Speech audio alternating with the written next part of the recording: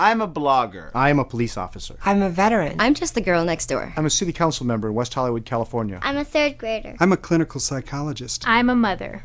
I'm in love. I'm engaged. We're married. I'm straight. I'm gay. I'm somewhere in between. Our moms are gay. I'm transgendered. But I'm also your friend. I'm your neighbor. I'm your coworker. I'm your brother. I'm your son. We're your fellow Americans. We're all Americans. We're all Americans. But we're not treated equally. California's Prop 8 took away my rights. My rights. Our rights. Proposition 8 made my friends less equal. Less equal. Less equal. It's time to take a stand. Fight for marriage equality. Fight for equal rights. Equal rights. Equal rights. Fight for our family. Fight for us. Fight for me. Our truth is written on our faces. Together. Together, we can make our silence heard. No hate. No hate. No hate. Learn more about how you can be heard through our silent protest at www.nohatecampaign.com.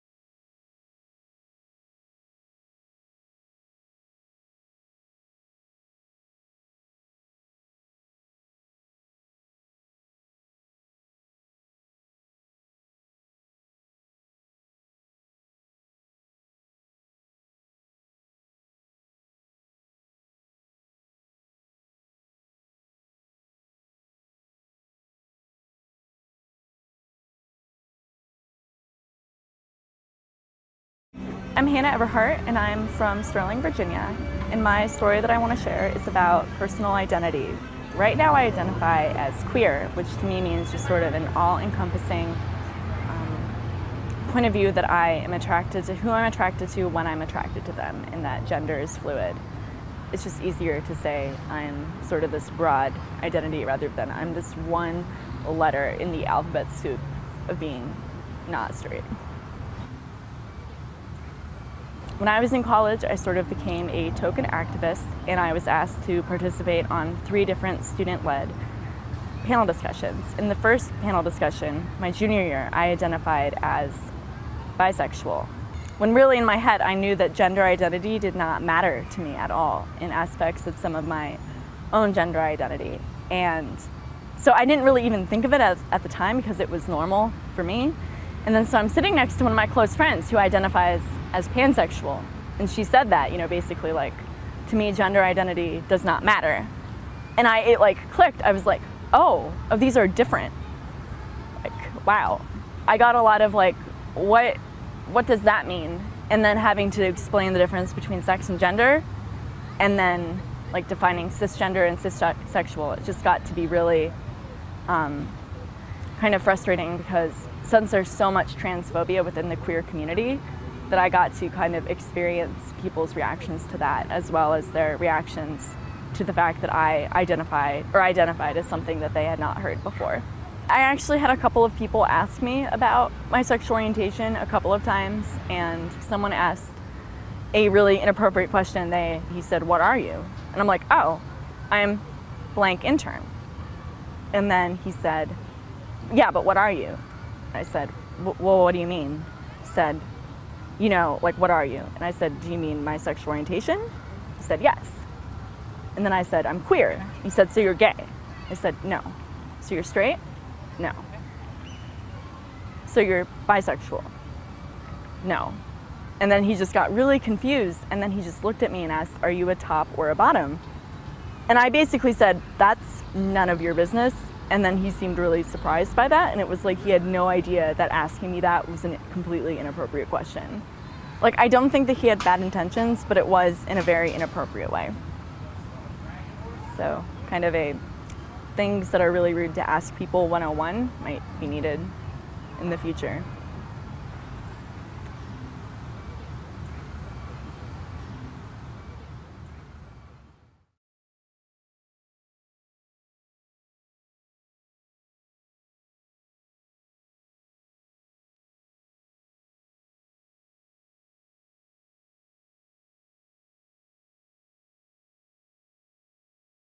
Like millions of Americans, I was terribly saddened to learn of the recent suicides of several teenagers across our country after being bullied because they were gay or because people thought they were gay. Children are particularly vulnerable to the hurt caused by discrimination and prejudice, and we've lost many young people over the years to suicide. These most recent deaths are a reminder that all Americans have to work harder to overcome bigotry and hatred. I have a message for all the young people out there who are being bullied or who feel alone and find it hard to imagine a better future. First of all, hang in there and ask for help. Your life is so important to your family, your friends, and to your country. And there's so much waiting for you, both personally and professionally. There's so many opportunities for you to develop your talents and make your contributions. And these opportunities will increase because the story of America is the story of people coming together to tear down barriers, stand up for rights, and insist on equality, not only for themselves, but for all people. And in the process, they create a community of support and solidarity that endures.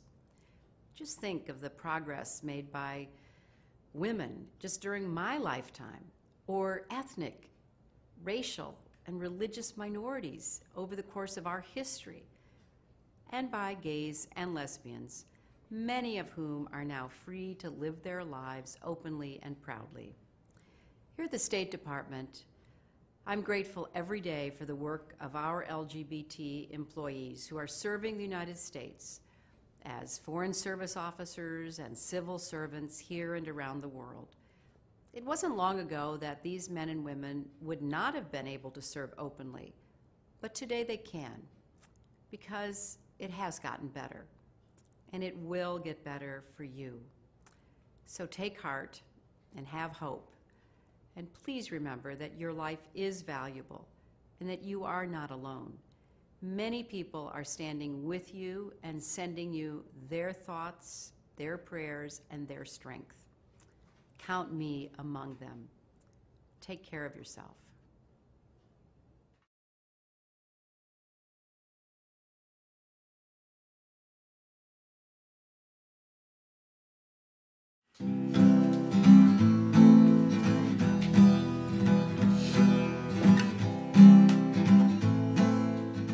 Mom, I'm gay.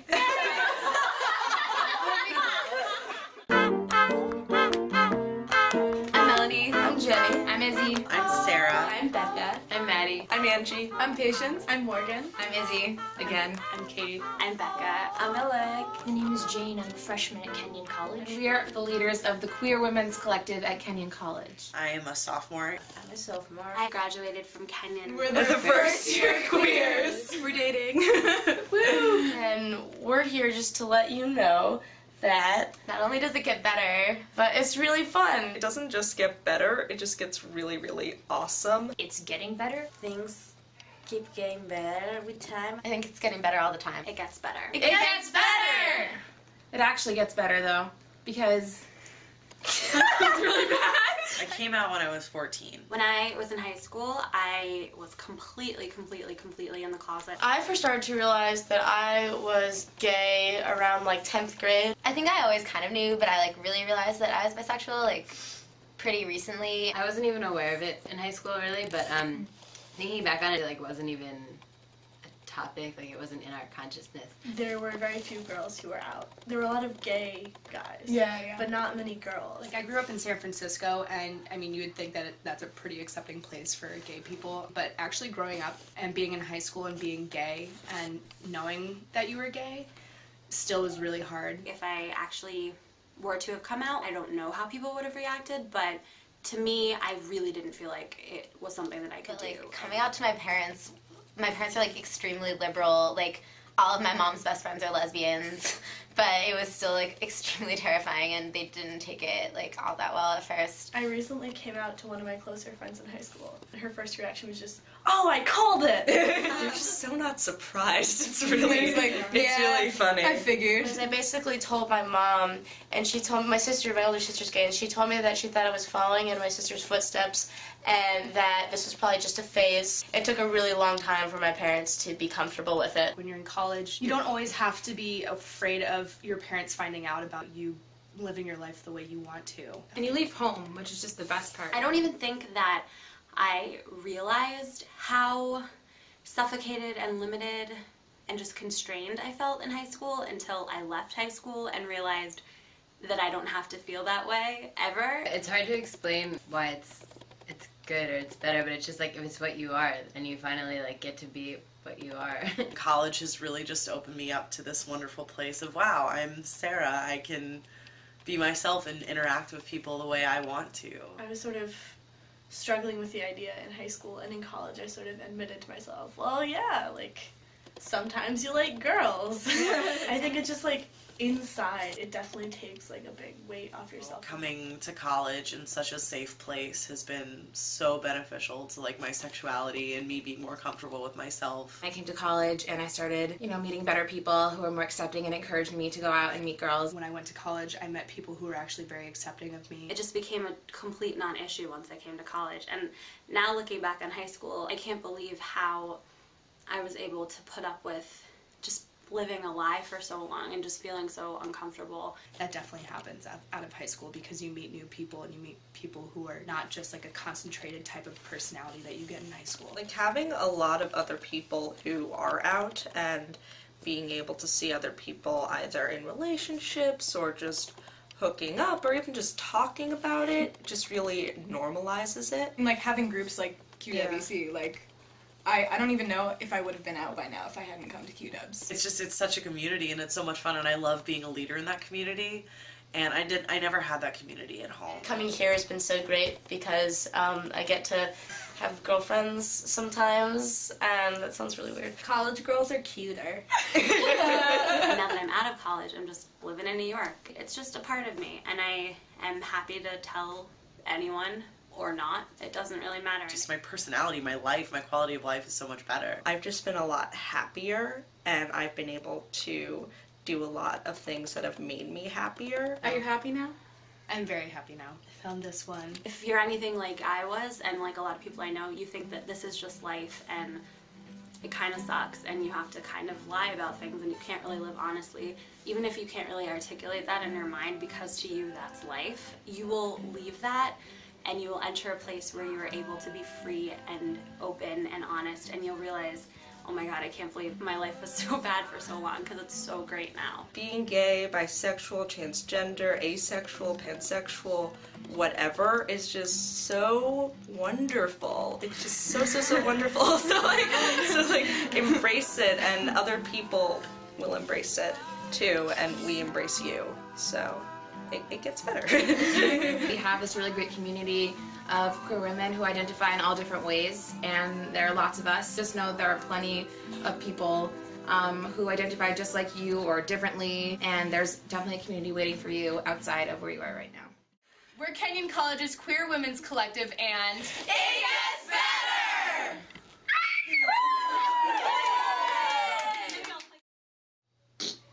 Ew. Mwah. Don't put that on. She totally is.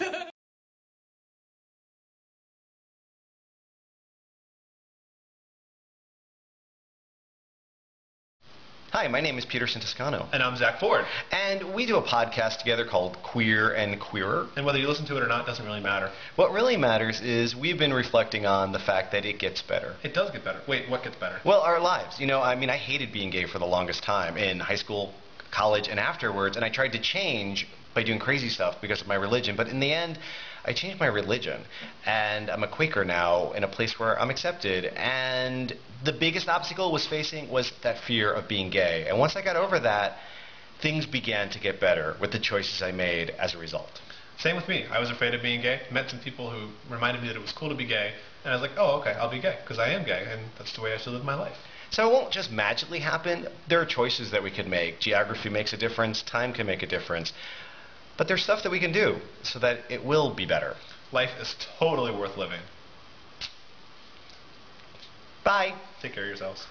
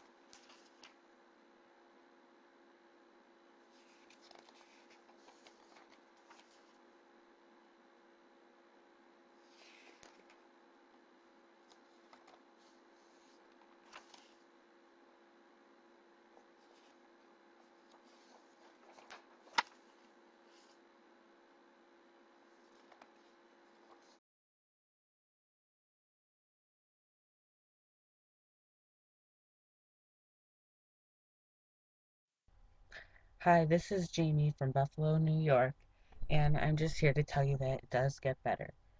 Here's a little bit of my story. December 2010, I thought I was bi, and then I always got made fun of because I virtually have no guy friends, and I only have friends that are girls, and it bothered me because people would be like, faggot, fag, and they'd taunt me in the hallways, and I felt like I could never escape it, and I made a form spring, which I should have done, and people would just constantly send me hate, telling me that gay people go to hell, and, I just want to tell you that it does get better, because when I came out for being bi, I got so much support from my friends, and it made me feel so secure. And then, if your friends or family isn't even there for you, I look up to one of the most supporting people of the gay community that I think of, that I know, Lady Gaga. She makes me so happy, and she lets me know that I was born this way. And that's my advice to you from her. You were born this way, and all you have to do is hold your head up far. Hold your head up and you'll go far. Because that's all you have to do. Just love yourself and you're set. And I promise you it will get better. I have so much support from people I don't even know online. I know that sounds creepy, but they're so nice and caring, and they don't ever want me to die, and it just is so much support for me. Yeah, so just listen here. It gets better. And look at me. I'm doing fine. I went to the monster ball and now I'm liberated. So it gets better.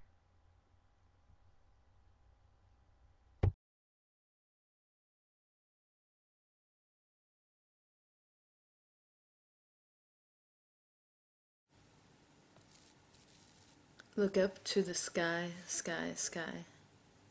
Take back your own tonight. You'll find more than you see. It's time. Now, now. Get ready. so you can taste the sweet, sweet cake and feel the warm water in a lake. You know, what about that nice cool breeze and hear the buzzing of the bumblebees? Just live beyond those neighborhood lives, go past that yard outside, push through their greatest fears, and live past your memory's tears. You don't need to scratch inside, just please hold on to your pride. So don't let them bring you down, and don't let them push you around. 'Cause those are your arms, that is your heart. And no, no, they can't tear you apart. They can't take it away, no.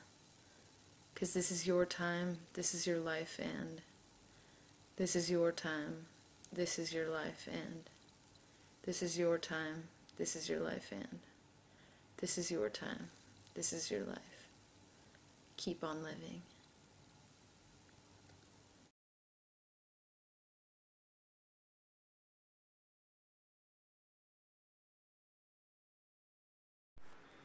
Hi, I'm Tim Gunn, and I have a very important message for gay, lesbian, bisexual, transgendered, and questioning youth. And that is, it gets better. It really does. And you may be thinking, what does Tim Gunn understand about my anguish, about my despair, about how I'm feeling, about my particular time and place in the world right now? Well, I'll share with you. As a 17-year-old youth who was in quite a bit of despair, I attempted to kill myself, and I'm very happy today that that attempt was unsuccessful, but at the time it's all that I could contemplate. I thought I need to end things right now, and I have to tell you, when I woke up the next morning after taking more than 100 pills, I was in a whole other level of despair. I thought, I shouldn't be here. This isn't what was meant to be. I frankly just wanted to start life all over again. There are people who can help you. You cannot do this alone. That's another very profound message that I want to give to all of you. It really requires a collaboration between you and the people who love you, the people who you can depend upon, no matter who they are, as mentors. In my case, it took a very serious intervention to help me, and it was the result of the botched suicide attempt, to be blunt. I am a huge advocate for the Trevor Project. The Trevor Project is a suicide prevention hotline for GLBT and questioning youth. And please visit their website, thetrevorproject.org, and seek them out. Your identity will be protected. You don't have to worry about getting parents involved if you're so inclined. I understand the desperation. I understand the despair, and I understand how isolated you can feel, and you have a lot of, get very emotional, people who really care about you, and I'm included in that group. So reach out, get help, you're not alone, it will get better, I promise.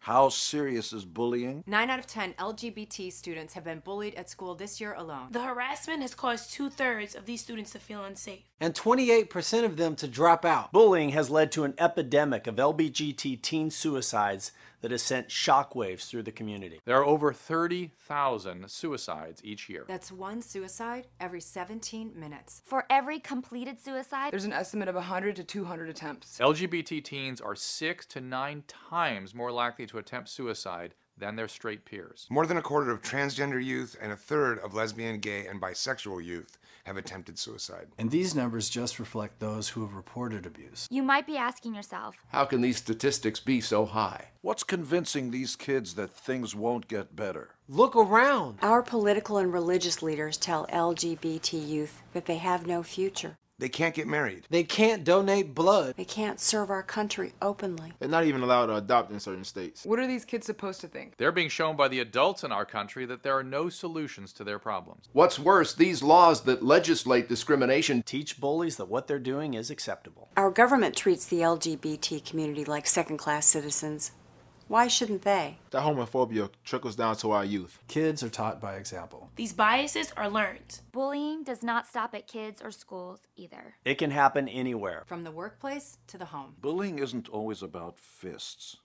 It often starts with a joke. Saying, that's so gay? Mocking someone for being different. It can all hurt. In the age of Facebook, Twitter, and smartphones, sometimes there can be no escape from the torment. The bullying is relentless. All around them, all the time. Enough is enough. This is our wake-up call. Bullying isn't harmless or innocent or kids being kids. Our youth are being bullied to death. You and I can't continue to keep ignoring this problem anymore. We have to hold ourselves accountable. We have to set the example. Parents, talk to your kids. Kids, talk to your parents. Don't be a bystander. Be someone's lifeline. Take action. Inaction can be just as bad as bullying itself. If you make a mistake, fess up to it. It's never too late to change. We can never replace those we've lost. But we can save lives now.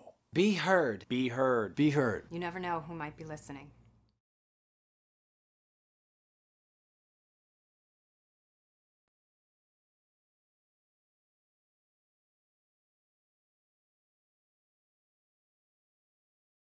I'm Jeremy Craig, and I'm from Mayflower, Arkansas. I really just sort of grew up in a bubble, not really knowing gay people. And then when I came out in college, I became a slut. And for me, being gay was literally having sex with men. It meant nothing else. It really was just sort of like, I'm gay, so I can have sex with as many men as possible. And I met a lesbian and started partying at her house and slept there too many times, and eventually she just made me start going to this club called Prism, which is our GSA on campus. And it was sort of life-changing because I'd never been in a place with so many gay people who were just not attacking each other constantly. And it was like affirming and positive, and I'd never been in that type of queer positive place where like it was okay to be gay and you had another reason why you were queer. I was immersed in this whole intellectual world that I'd never like thought existed, and then we went to this this march on the Capitol in Little Rock on this proposition called Act One, which basically stopped anyone who was in a committed relationship with someone of the same sex, or you were in a committed relationship that wasn't marriage, then you could not adopt, you couldn't foster kids. And I really didn't even know anything about Act One. I was just like, oh, okay, I'll go to this march thing. For me, it was sort of like, I'm gay, I don't want to get married, I don't want to have kids, I don't care about any of this. And then I went and I saw people with their kids, and I saw gay couples with their children, and we were on the steps, and I was sitting, and I was looking around, and I was sitting with my friend Nikki, and we looked, and I was like, God, I'm part of a family. And it still brings me like a little tear to my eye because I'm like, what? I'm part of a community, a family, and whether or not we're all a different race, different creeds, and I'm like, we're bonded by this one simple fact of all being queer. I was like, whoa. It made me understand that we are a community, we're family, and we take care of each other, and I should probably understand that I fit into this community somewhere, and that eventually I'm going to want a life, and I should probably fight for what I believe in.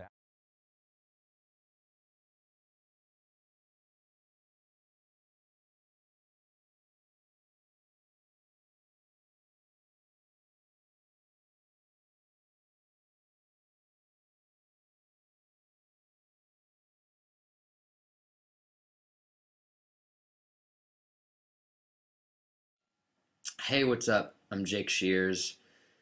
I'm from a band called Scissor Sisters.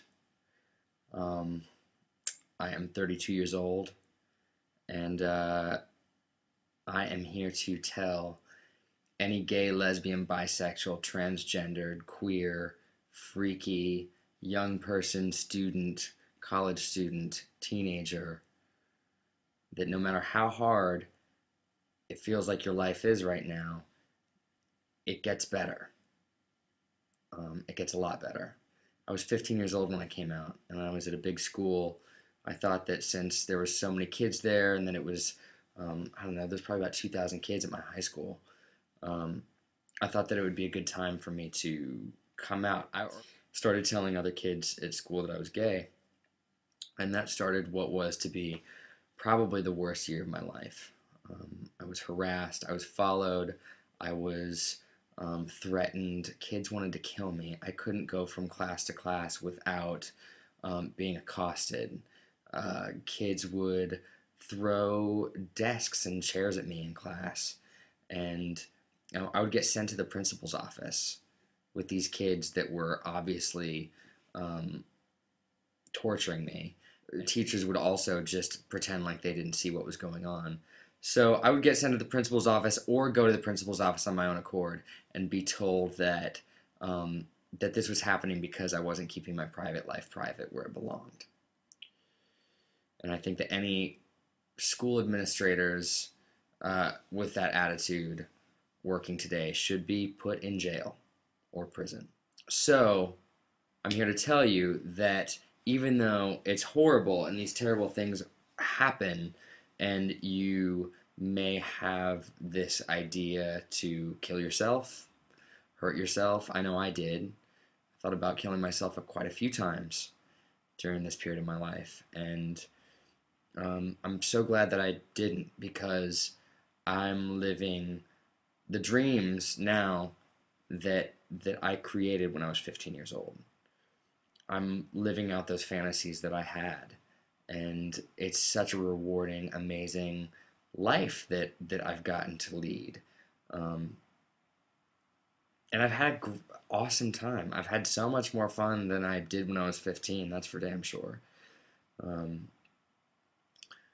I think the bottom line is that the experiences that you have when you're a queer teenager, and I'm using the word queer in a really broad sense. Queer to me covers kind of all those bases of being different. With the experiences that you have as a queer kid, a queer young adult, that's going to give you a whole new perspective on the rest of your life, and it can instill in you a sense of joy, a sense of inspiration, an amazing sense of humor.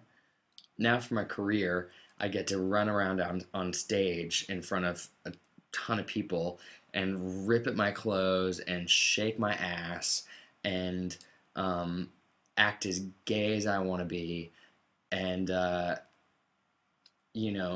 express myself however I want to in an explosive way. That's a direct response from the fact that I didn't feel like I could do it when I was 15. I made a career out of my rage. I turned it into a job.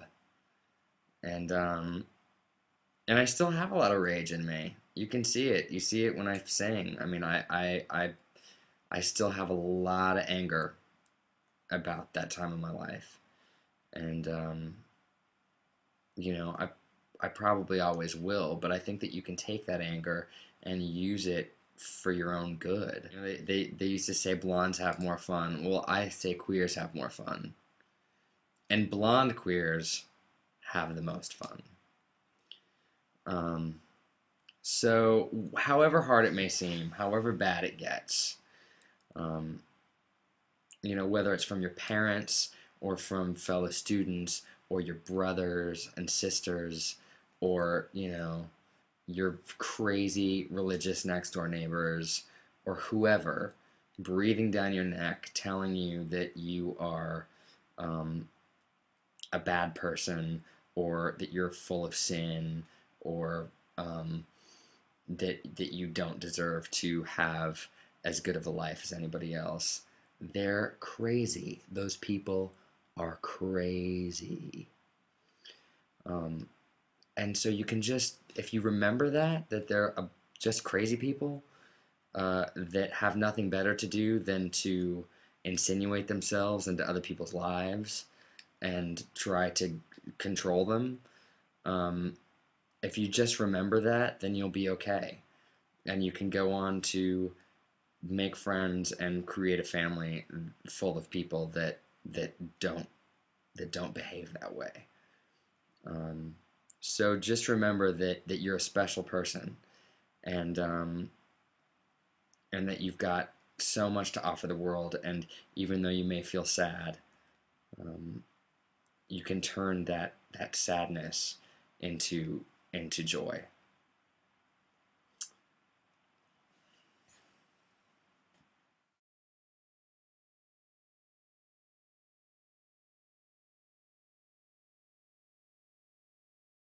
Many young people struggle to come to terms with being gay, lesbian, bisexual, or transgender. They are nearly 4 times more likely to attempt suicide than their straight peers. It is not because they are gay or transgender. It is because they feel rejected and alone. Imagine feeling so isolated that you start to wonder if anyone gives a damn whether you're alive or dead. Imagine being in such agony and despair that the only way you think you can escape it is to end your life. It's time for things to change. It's time to help our children and friends accept themselves and know that they are loved. We all have to get involved. We all have to give a damn. I give a damn. Do you? Join us at wegiveadamn.org to learn more.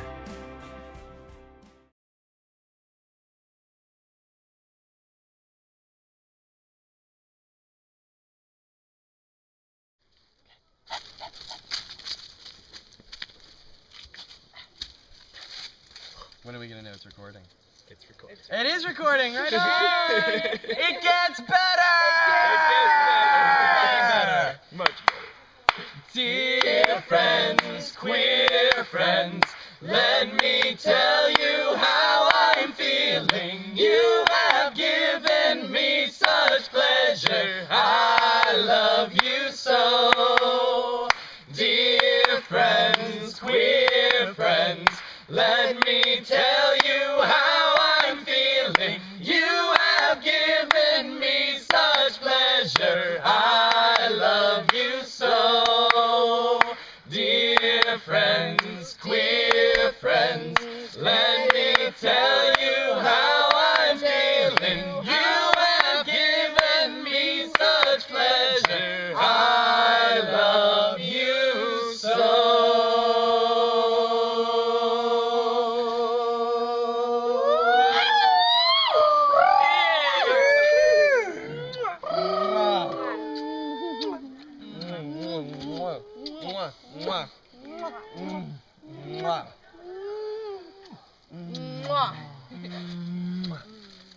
It gets better.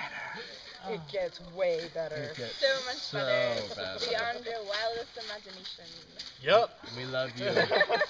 We love you.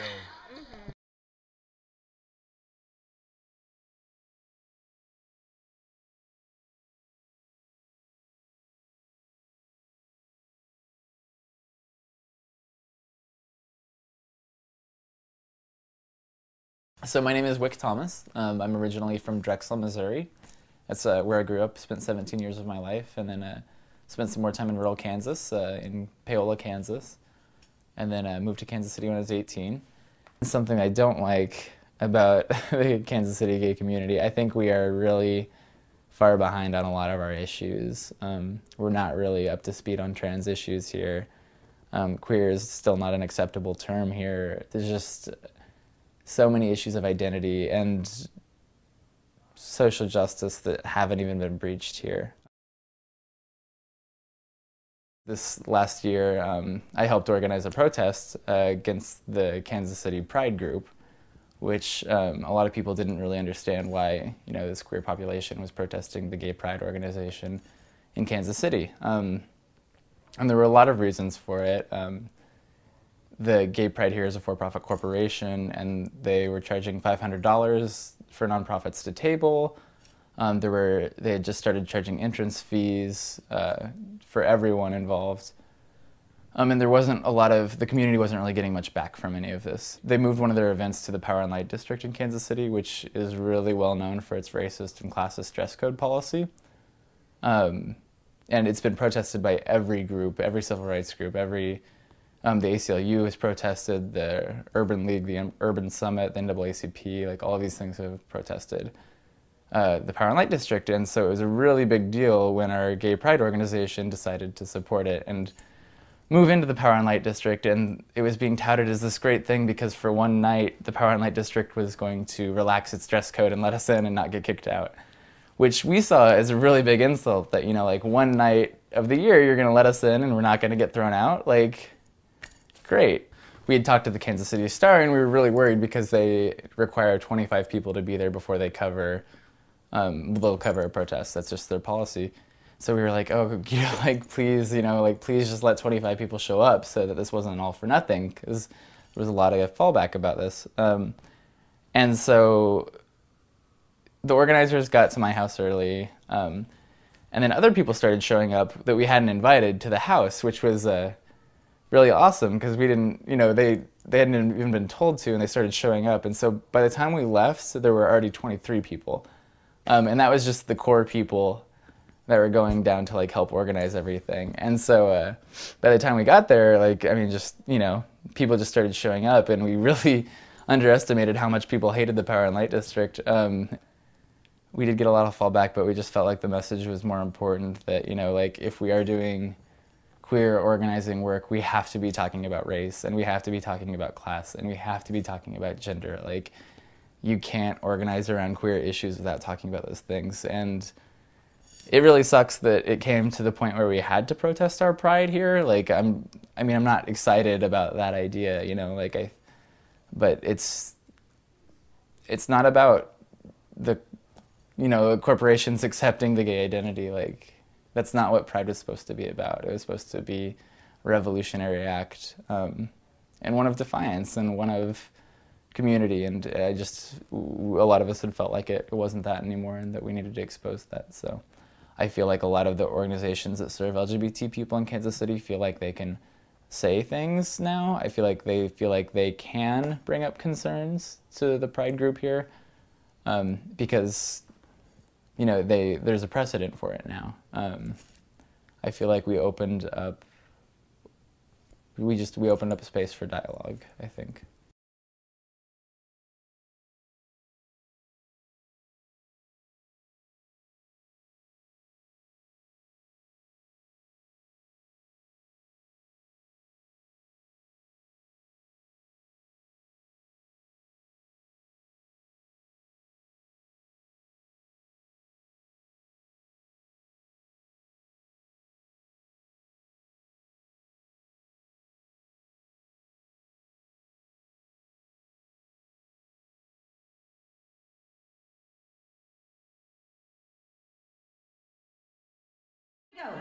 Ladies and gentlemen, I'm Murray Hill, live from Brooklyn, New York, at the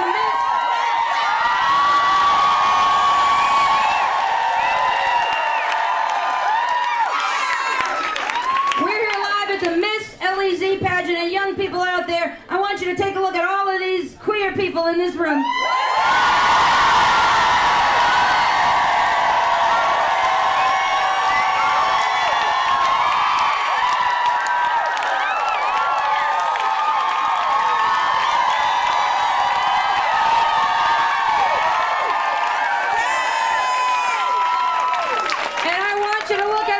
Straight people in this room.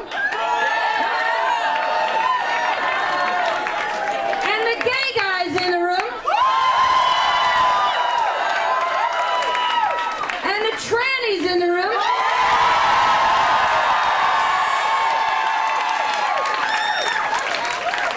And a guy like me in the room. And you notice something out there, kids? We're all getting along and having a good time, aren't we? Because young people out there, we have created our own community and our own family, and you are part of this family.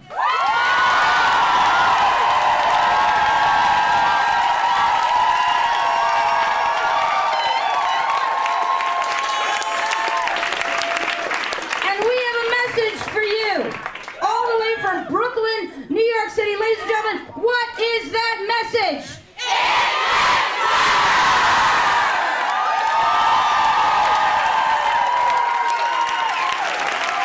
I want you to say it again. I want you to say it again so they can hear you all over the world. Ladies and gentlemen, from Brooklyn, New York City, what happened?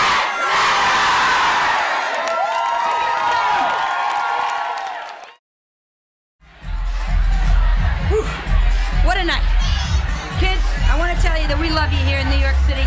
And you know what? It does get better. And if you're feeling like you're having a hard time, I want you to know personally that you are not alone. And I want you to call my friends at the Trevor Project. 866-4U-TREVOR. 866-488-7386. All right, kids? You're not alone. It gets better. I'm Murray Hill. Showbiz.